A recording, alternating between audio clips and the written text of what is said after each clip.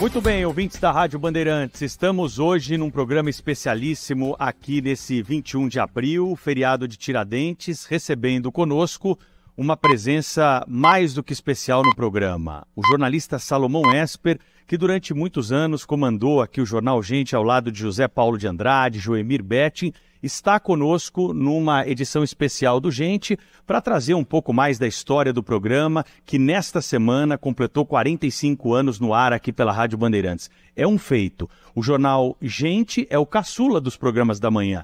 Depois de Primeira Hora e do Pulo do Gato, o Jornal Gente vem na sequência, completando, então, esta trajetória de sucesso. E claro que o Salomão Esper tem uma posição importantíssima nessa história toda. Os ouvintes pediram para que nós trouxéssemos o Salomão para o Gente, sempre que pode ele participa conosco do programa. Salomão, bom dia para você, seja muito bem-vindo aqui a essa bancada, esse microfone, que é seu, continua sendo seu bom sempre, dia, Pedro, apesar de não estar no nosso convívio. Bom dia, sempre. Thaís. Bom dia. E bom dia, Cláudio Humberto. Muito bom dia, Salomão. O Cláudio Humberto está com a gente, a Thaís também aqui e, claro, a Sônia Blota não pôde estar porque ela está em compromissos jornalísticos lá na Europa. Um pouco longe daqui, do cenário da aclimação, então ela vai ficar ouvindo, se puder. Salomão, você sabe que no dia do aniversário de 45 anos do Jornal Gente, que foi festejado por nós e pelos ouvintes nessa semana, muitos ouvintes escreveram dizendo o seguinte: a gente sente muita falta do Salomão no ar, pelas opiniões, pelas posições dele, mas o que muita gente citou, Salomão, é pela sua correção e pelo seu até perfeccionismo com a língua portuguesa. Como é que você desenvolveu isso e o que você pode falar para quem está começando hoje? Porque a língua vai mudando, né? E às vezes vai mudando para pior também, né, Salomão? É um bom começo, viu? Eu não sou cultor do vernáculo, mas procuro errar menos, né? Eu sempre tive a felicidade de topar com grandes oradores, primando com a atuação inesquecível e, na minha opinião, insuperável do jornalista Carlos Lacerda. Vocês podem ter mil razões, podem dizer que é entreguista, que já foi comunista, o que quiserem. Eu quero apenas me fixar na figura do orador, imperturbável. Ouvi uma entrevista dele em inglês, perguntas e respostas, na TV norte-americana. Era inacreditável, porque é fácil encontrar tradução simultânea, nós estamos acostumados com isso. Mas a atuação do Carlos Lacerda parecia que ele estava conversando com gente da redação da Tribuna da Imprensa, num momento em que estavam desligados de maior responsabilidade. O Carlos Lacerda é apenas um exemplo, porque, na verdade, o Luiz Arrobas Martins, no começo da UDN em Santa Rita do Passa Quatro, era uma coisa extraordinária. Luiz Arrobas Martins.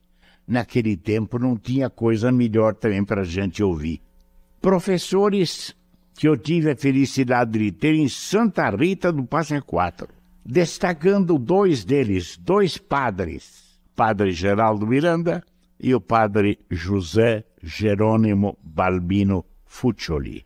O padre Geraldo era um tribuno, professor de português e no púlpito era insuperável. Ele, certa vez, estava falando sobre a fé, a importância da fé no religioso. E ele deu uma definição inesquecível. Ele dizia: o que é a fé? E respondia: a fé é a adesão de nossa inteligência a uma verdade sobrenatural. O padre José Jerônimo Balbino Fuccioli, fumante inveterado, era muito interessante nos comentários, na prosa geral. Ele deu uma vez um título lá, um tema para dissertação, e depois ele foi comentando o que foi escrito pelos meus colegas. Topou com um lá que ele fazia anotações, né? E na prova dele escreveu: muito bom, mas já li algo semelhante a Lures. E olha que isso é antes do Google e do chat GPT, que hoje todo mundo coloca o tema e tem um texto pronto, né, Salomão? Eu acho que é negócio de falar o bombeiro herói. Então, o sujeito joga as coisas como se tivesse uma revista, um Cruzeiro, lendo Davi Nassa, né? E ele botou, bom, mas já vi algo semelhante a Nunes. E com certeza ele tinha lido.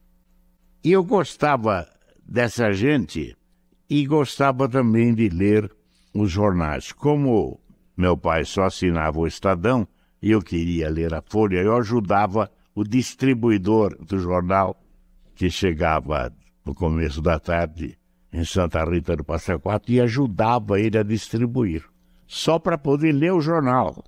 A coisa ficou mais fácil depois, mas pode ser que alguém me ouça de Santa Rita, ele está aí fazendo voto de pobreza, nessa hora é filho de um turco rico, porque meu pai tinha uma lojinha, e turco com loja é rico, mas só eu sei as dificuldades que enfrentávamos. Eu que fiquei até os 16 anos também atendendo na loja de tecidos do meu pai. Então essas coisas, a vontade de ver um filme imperdível no cinema de Santa Rita, eu não queria perder um dia. Os meus colegas, os meninos, faziam isso no tocante ao seriado. O seriado não é nem possível perder, seja semanal como o diário. E eu queria ver os outros filmes. Então eu passei também a distribuir o programa de cinema. A cidade inteira. Um fazia a travessa e outras ruas principais. E eu escolhi as travessas porque era menos identificável. Para dizer, você faz esse distribuindo programa de cinema, né? Pai tem uma loja. Era terrível. Mas eu adorava chegar à noite, entrando no cinema e dizendo o porteiro, eu distribuí. Era assim que era a senha. Ele olhava e a gente entrava. No cinema, é uma coisa só. O cinema me dá uma oportunidade de outras passagens que eu vou contar, mas quero deixar vocês falarem, senão fica só a minha fala. Vamos chamar o Cláudio Humberto, lá direto de Brasília, né, Cláudio? Então, Salomão, na sequência aí da pergunta da Thaís, a gente, no dia do que o programa completou 45 anos, recebemos muitas mensagens muito generosas dos nossos ouvintes e muitas delas, quase todas, a maior parte delas, se referindo a você, ao Zé Paulo, mas teve uma lá que essa exatamente é a que eu quero me referir, porque tem a ver com a pergunta, o cidadão mandou uma mensagem dizendo que adorava o programa desde o seu tempo, etc. E dizendo o seguinte, que eu disse, olha, eu devo ao programa o seguinte, eu aprendi a falar melhor o português, a minha própria língua, ouvindo o Salomão Esper.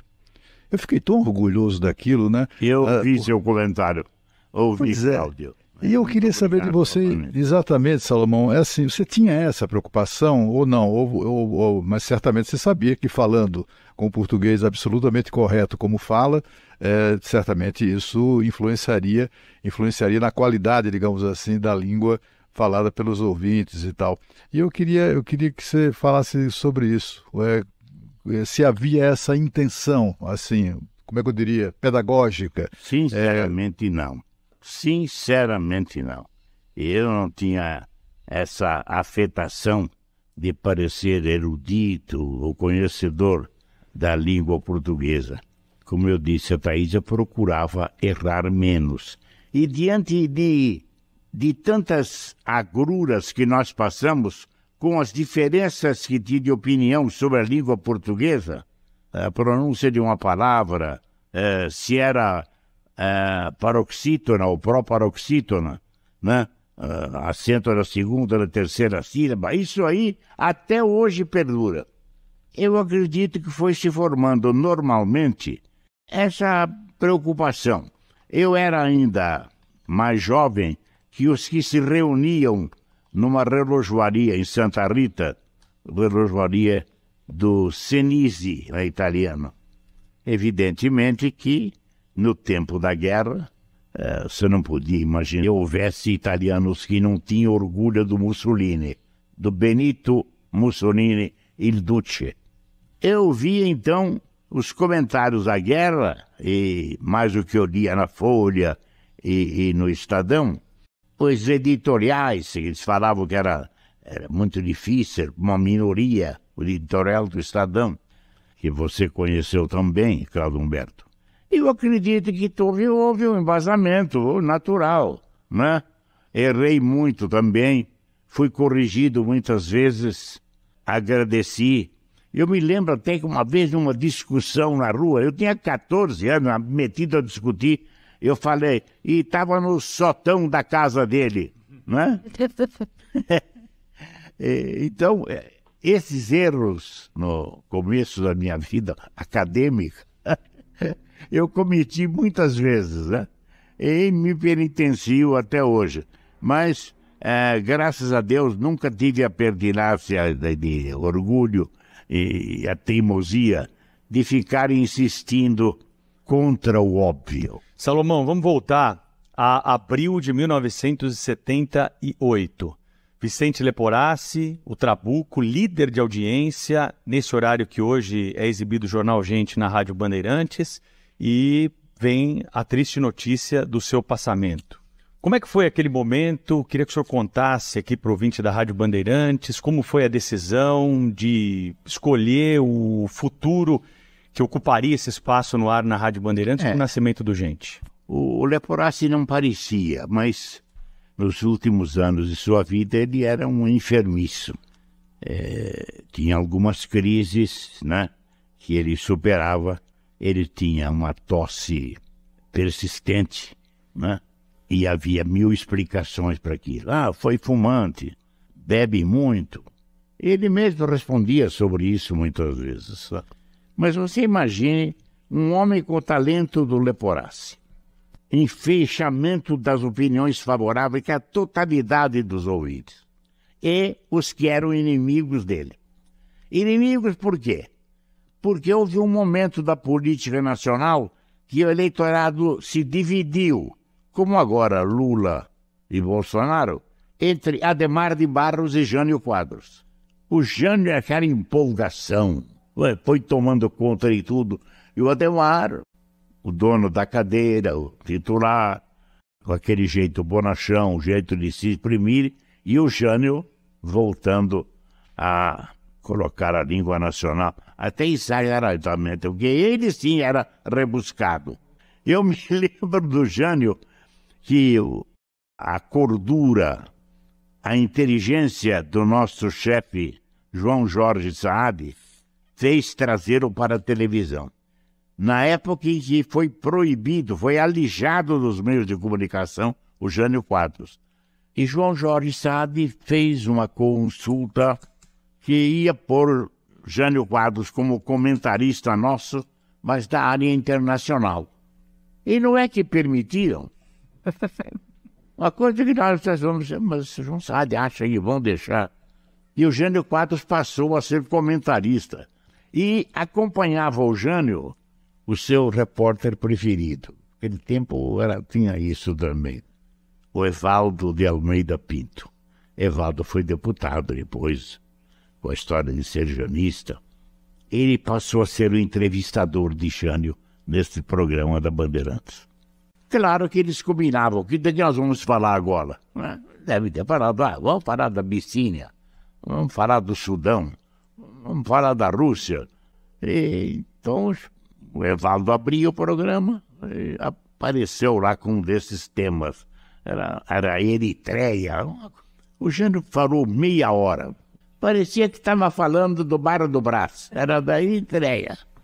Acabou o programa depois das perguntas do Evaldo de Almeida Pinto. E ele, que dissolveu regra, como a gente costuma falar, virou para o Evaldo e disse: teria respondido, Evaldo? Você vê como é, como eu tive contato com farsantes, com oradores brilhantes, com gente que combinava, mas que você aprendia. O Adhemar, daquele jeito coloquial dele, o Adhemar, numa entrevista, falava: olha, naquele tempo eu estava tirando umas casquinhas com a filha do general, e falou o nome. Aí virou a cabeça de lado, como se estivesse falando a uma poltrona do lado dele, e disse: desculpe, Leonor, Naquele tempo eu tirava umas casquinhas com a filha do general e deu o nome. E virou, pediu desculpas à mulher. Desculpe, Leonor. Oradores na política, diversos, muito bons. Esse contato, quer dizer, reiterado, me fez adquirir alguma coisa. Só não adquirir a vontade de enganador, né? A televisão precisa para manutenção, muitas vezes, por muito tempo, de grandes astros da política nacional. Salomão, e foi nesse caldo de cultura e de política que nasceu o Jornal Gente. Você estava contando para o ouvinte da Rádio Bandeirantes sobre o momento em que Vicente Leporassi, o Trabuco, faleceu e que aí a Rádio Bandeirantes se viu ali naquele enorme desafio de criar um produto que pudesse substituir aquilo que aparentemente era insubstituível no momento. Eu que digo, diante da demora da entrada dele, desculpe, Cláudio Humberto, como o Ademar fez com o Manuel Leonor. Daqui a pouco você falará. Bom, diante do insólito, o Leporassi tinha algumas vezes problemas respiratórios, faltava e tal, e eu fazia a substituição dele. Quando o Leporassi não podia, eu cheguei a ficar um tempo, quase 3 meses no ar, sozinho, porque ele fazia só, não tinha jeito. E eu pedia desculpas diariamente. Eu dizia, o editor interino do jornal, o Trabuco, o Salomão Esper, editor interino, para acalmar o ouvinte, ele não ficar, por que está fazendo esse chato aí? Cadê o Leporassi? E o Leporassi era um artista. Ele cantava, sabia a letra de quase todos os sambas, as músicas populares importantes, os compositores, entendia de ópera, comentava. Então, é impossível superar. E eu pedia a colaboração do ouvinte. Me ajuda a tocar mais um pouco até a volta dele. Eu contava os dias. Faltam 5 dias para a volta do Leporassi. Isso fez com que o ouvinte condoído não abandonasse o programa e ficasse esperando comigo a volta do Leporassi. Boa estratégia, hein? Gostei, hein, Cláudio Humberto? Você gostou, Cláudio? Pô, adorei, viu? Agora, Salomão, eu fico aqui, a Thaís também, uma pergunta da Thaís também, outra pergunta me inspira nesta agora que eu pretendo fazer, que é o seguinte, ao longo desses anos todos, esse caldo de cultura, e sobretudo político, né, em todo esse período, você deve ter vivido momentos assim muito, você viveu momentos muito graves na vida nacional, né? Que interferem no nosso dia a dia como cidadãos e como profissionais de imprensa, profissionais de rádio. E eu queria saber que se tem, assim, algum momento, ou se você poderia elencar, assim, 2, 3 momentos muito graves, muito tensos, que você e toda a turma do Jornal Gente enfrentou nesse período. Você consideraria que o momento mais grave de todo o seu período no Jornal Gente foi o quê? Bom, eu não posso dizer que foi exatamente, mas como a gente convivia com o Leporassi e fazia a substituição dele, né? E todos faziam jornalismo dessas pessoas que você citou, evidentemente que a renúncia de Getúlio Vargas foi um momento crucial, na minha opinião. Primeiro, porque todos nós torcíamos, como aconteceu com todas as ditaduras, como o Direta Já, também nós queríamos a renúncia de Getúlio. Na faculdade de Direito, todos andavam com o R da renúncia na lapela. Olha que interessante. E isso, em Santa Rita do Passa Quatro, por exemplo, houve um comício do Dutra, nós éramos de Eduardo Gomes, claro, continuar a ditadura. Automaticamente, como aconteceu com o MDB, com Franco Montoro, também aconteceu naquela época. Nós queríamos que se concretizasse o R da renúncia de Getúlio Vargas. E nós também, como o próprio Carlos Lacerda, Cláudio Humberto, nós também sentimos o que Carlos Lacerda expressou. Acabaram com a nossa festa. O tiro no peito de Getúlio Vargas acabou com a festa de Carlos Lacerda. Os inimigos não conseguiram. Os grandes oradores do PSD, PDS naquele tempo, não conseguiram derrotar Carlos Lacerda. E um tiro no peito o derrotou. Salomão, deixa eu te interromper aqui para perguntar uma coisa que eu tinha anotado aqui para a gente abordar nessa entrevista. O senhor conviveu com esses grandes nomes da política nacional que hoje estão eternizados e estarão para sempre nos livros. Hoje o senhor acompanha o Jornal Gente, às vezes me manda mensagem, manda para a Thaís, para o Cláudio, sobre os assuntos que a gente trata. Hoje o nível da política brasileira, queria uma comparação do que a gente tem hoje de político e o que a gente teve no passado. Olha, eu não posso ser saudosista, ficar falando, no meu tempo era tudo diferente. Mas é inegável que o elenco piorou bem. Não, moça. É uma baixaria, né? Não baixaria. Ô, Cláudio Humberto, você lembra do Vieira de Mello enfrentando o Carlos Lacerda? Não, debate dos dois na Câmara Federal, uma coisa extraordinária. Vossa Excelência me permite uma parte, e não podia negar, permitia. O aparte às vezes era longo, mas eu que gostava de ler, às vezes, em momentos memoráveis da política nacional, saía a publicação dos discursos inteiros com os apartes, como fazia o Correio da Manhã, o Diário de Notícias, depois o Globo, e aqui em São Paulo, o Estado de São Paulo, o jornal do Estadão. Então, basta ler, se alguém tem alguma dúvida, ler discursos de parlamentares no Senado e na Câmara Federal e acompanhar o cerne das notícias e o que acontece agora. E se alguém sabe alguma coisa. A última manifestação que eu vi de uma dedicação ao debate, para esclarecimento, foi do Serra. Então, mas ele sozinho, não tem opositor. Então não tem graça. Nós tivemos o presidente eleito e reeleito, acadêmico, professor, que deixou marcas iniludíveis aí na política nacional, o Fernando Henrique Cardoso. Mas eu não sei, como ele era avesso ao debate mesmo, vibrante, não se dá a ele os créditos merecidos. Tem que reconhecer que é. Então, essa comparação eu tiro de letra. Não há comparação entre esses momentos que eu vivi e os momentos atuais da política, não do jornal, no horário que eu ocupei. Felizmente, é uma sucessão que mostra que a Bandeirantes é eterna.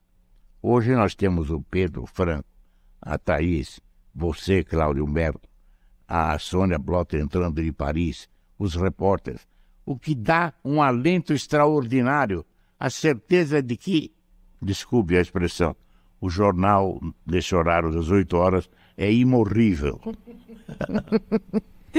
Salomão, de você a gente perdoa a criação da palavra.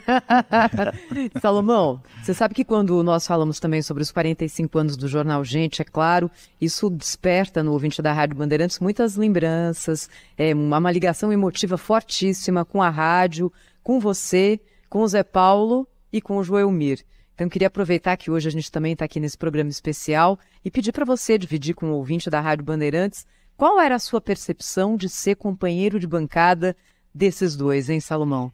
Em primeiro lugar, eu devo dizer, eu não sou saudosista inveterado, mas não posso esquecer aqueles que foram marcantes na vida da Bandeirantes. E como esquecer João Jorge Saad, tolerante, que saía do estacionamento até a sua sala, parava 5 ou 6 vezes cumprimentando os seus empregados. Para todos ele tinha uma palavra e tal. Como é que eu posso esquecer o João Jorge Saad, que trazia um gravador para eu ouvir na minha sala? Estou falando minha sala porque depois de algum tempo eu fui diretor lá. E o João Saad aparecia comentando sempre em insone, né? O que ele ouviu na madrugada e trazia gravado. O que você acha disso? Às vezes saía um absurdo, uma posição ilógica. A madrugada não tinha ainda o talento do Zaidan, que depois ele passou a fazer, né? Eu tenho até hoje saudade dele, a madrugada, apesar dele estar bem aí à tarde. Então, depois disso, de fazer a festa de justiça ao João Jorge Saad, Primeiro, pela alegria de saber que ele tem sucessores, sim, com todas as discussões que eu possa ter tido com João Saad, seu filho. Quando eu fui convidado por João Saad para diretor superintendente, o João ainda mocinho, menino, adolescente, posso dizer, me procurou e disse: qual é a área que você vai atuar? E eu prontamente respondi a ele com sinceridade, e para fugir um pouco da resposta que seria obrigatória: Johnny, se eu conheço seu pai, eu vou atuar na grande área. E a grande área porque o João Saad me pedia coisas da televisão. Eu era diretor de rádio. Televisão não queriam saber nem da Salomão, gente. eu vou adotar essa resposta para mim em algumas circunstâncias, se você me permitir. Não é? Então. Eu então ia lá e falava: olha, estou aqui, não estou estufando o peito aqui. Eu estou aqui, porque o João Saad pediu, eu estou transmitindo a você. Olha, tem isso, tem isso, tem isso. O que você acha? Ah, tá certo, dá para fazer. E assim, ir levando. E o Zé Paulo e o Joemir, como é que era a convivência ali? O senhor já teve a oportunidade de falar em outras oportunidades, mas sempre tem uma audiência nova, né? Tem. Primeiro, o Vicente Leporassi. Figura extraordinária, que eu já estive exaltando aqui. E o horário dele era tão consagrado que era um orgulho fazer um dia que ele faltasse, uma folga, né? Todos. E o Joemir fazia o comentário econômico no Leporassi. Então todos tinham. O Zé Paulo estava na mesma sala que ele. Também tinham mais conhecimento íntimo do que eu, que fazia a substituição no tocante a Vicente Leporassi. O Joemir Betti passou lá um tempão mostrando e provando que, na prática, a economia é outra. É título de livro.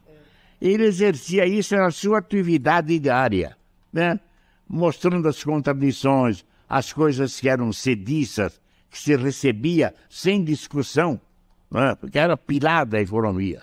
E ele contestava, discutia, dava risada na informalidade com a gente, então era terrível. E aprendemos a gostar dele. Com a transformação do Jornal Gente, com o falecimento de Leporassi, surgimento do Jornal Gente, Joemir passou a fazer comentário como todos nós, eu e o Zé Paulo. Nada de economia. Fazia economia, sim. Ele trazia, por exemplo, um assunto, era a única coisa que ele trazia escrito. Ele trazia o comentário, marcava os pontos principais como referência. Não é que ele lia o comentário dele, mas tinha a anotação dos pontos cruciais. Eu, o Zé Paulo, interrompimos no meio, né? Ele esperava, falando, aí ele voltava para o mesmo ponto. Não adianta nada tirar o Joemir do que ele trouxe preparado. Ele fazia a abertura, o meio do discurso, o semifinal e a final. Só quando ele achava que tinha esgotado o assunto, ele parava. Você sabe, Salomão, acho que numas férias suas que eu cobri no Jornal Gente, e o Joelmir estava no estúdio, imagina o peso, né, Pedro? O Joelmir e o Zé Paulo, e eu lá tentando falar alguma coisa.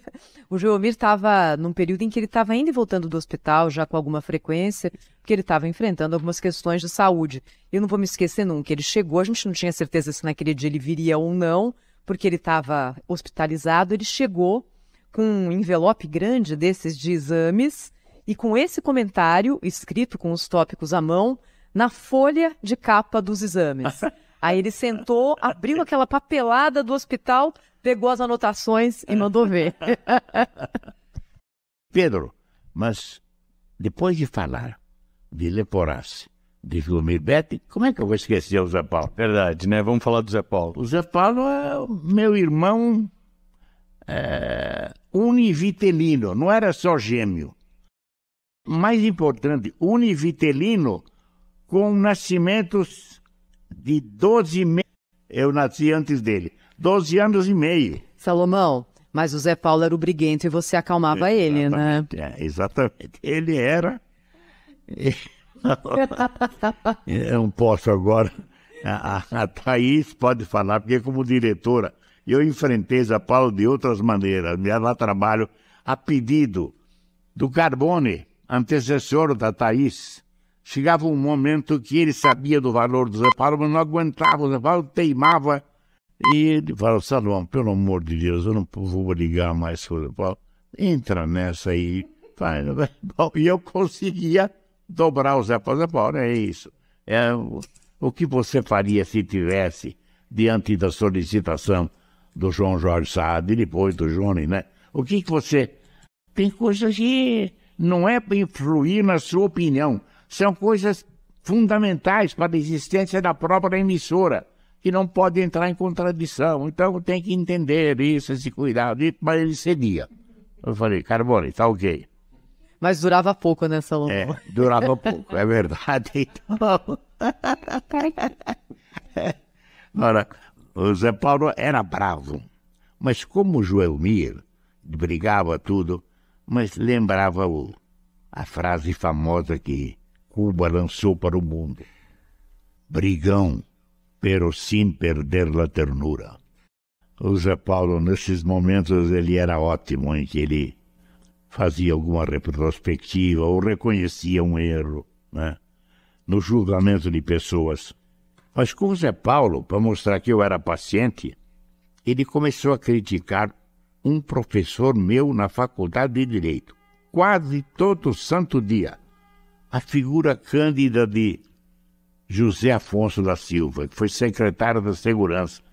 Como ele não era de eu prendo e arrebento, e a situação exigia alguns momentos de prendo e arrebento, o Zé Paulo criticava, achava que ele era muito mole, que não tomava providência, e chamava a atenção do Covas, pedindo a demissão dele.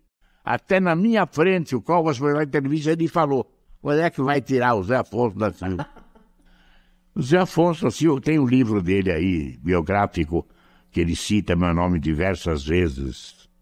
E eu falava: Zé Paulo, você está atacando, eu sentava com ele no mesmo banco escolar, como é que eu posso permitir que você fale desse jeito do José Afonso da Silva?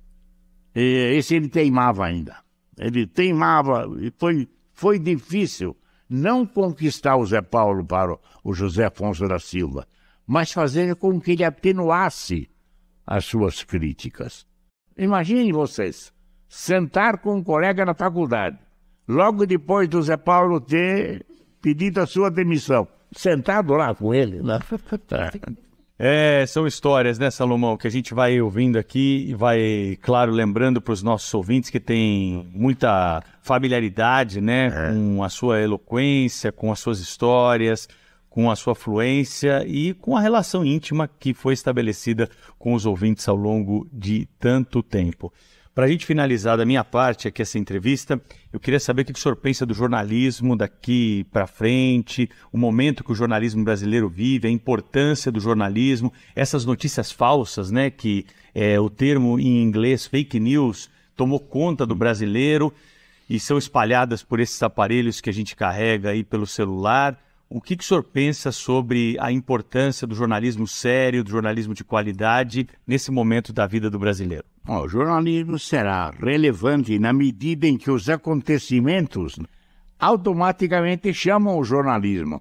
Não for o jornalismo, quem é que teria o relato das crueldades, das vitórias, dos acertos e desacertos da hora presente?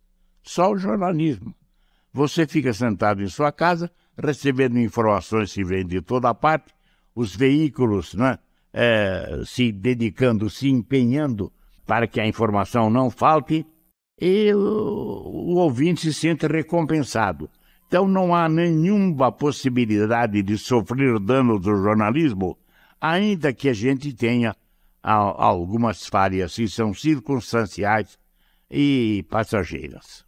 Salomão, a gente está chegando aqui ao finzinho da nossa entrevista. Daria para ficar muito tempo com você, muito mais tempo, não é? A gente já conversou bastante. Você já falou sobre o começo do Jornal Gente, a sua relação com a língua portuguesa, sobre a sua relação com o Zé Paulo, com o Joelmir, com o Leporassi, com o seu João. Falou sobre o jornalismo atual. O que faltou a gente comentar e colocar para o ouvinte que está hoje aqui, dia 21 de abril, ligado no Jornal Gente. A maior parte deles, tenho certeza, acompanhou você durante muito tempo. E aqueles novos que chegam, talvez estejam tendo a oportunidade de te conhecer agora, né, Salomão? Na história de eu vou atuar na grande área, dizer outro momento importante. O João Saad queria, como eu falei para vocês, ver a pessoa na rádio durante o expediente normal. O Zé Paulo levantava de madrugada, 4 da manhã, para fazer o pulo do gato, e depois assumia a direção de jornalismo e ficava, às vezes, até 9 da noite. Como é possível? Então ele ia, depois do almoço, ia dormir. Não sei se na casa dele, se no carro. E o João abria a sala, não via o Zé. Esperava mais um pouco, como fez com outros diretores, inclusive com o Guga, o irmão do Boni, que veio para salvar a TV e tal. Não achava. E ele disse: olha, Salomão, fala com o Zé Paulo. Eu acho que ele está se excedendo aí em trabalho. Ou ele continua chefe do jornalismo, ou continua comandando o pulo do gato. Eu fui ao Zé. Falei: Zé, eu já sei qual vai ser a sua escolha. Não adianta chiar e não adianta brigar. Isso significa a sua saída daqui. O João sabe, tem isso, ele gosta de achar as pessoas, hein? Você tem direito de dormir também, para não ficar 2 períodos. E ele escolheu o pulo do gato, como eu sabia, né? Até sem muito trauma, pensei que fosse dar, não deu. Não. É isso que faltava para completar, senão fica uma história sem pé nem cabeça. Salomão Esper, foi um prazer te receber aqui no Jornal Gente, né, para conversar um pouco mais com os nossos ouvintes. Certamente o senhor volta em outra oportunidade aqui, porque é um soldado que se mostra sempre pronto, né? Inclusive nas entrevistas aos domingos com o Milton Neves, quando a Thaís já está pensando em criar um quadro, até de tanto que o senhor participa lá com o Milton Neves. Mas olha, eu não posso encerrar essa entrevista, Salomão, antes de te agradecer, mandando um grande abraço aqui para as suas fiéis escudeiras, a Rita, a Helena, a Inês, a Neuci, que nos receberam. Hoje nós estamos aqui na casa do Salomão Esper, né, fazendo essa entrevista na zona sul da cidade de São Paulo. Fomos muito bem recebidos como sempre, elas proporcionaram essa transmissão aqui. E o Roger Paulo Duarte, né, que é o nosso homem da Central Técnica, que foi deslocado também para essa missão, para proporcionar esse som, né, de estúdio, aqui o estúdio que foi montado na sala do Salomão. Foi sempre nosso companheiro de tertúlias. Salomão, obrigado, viu, pela entrevista. Um forte abraço aí. Tudo de bom. Obrigada, Salomão.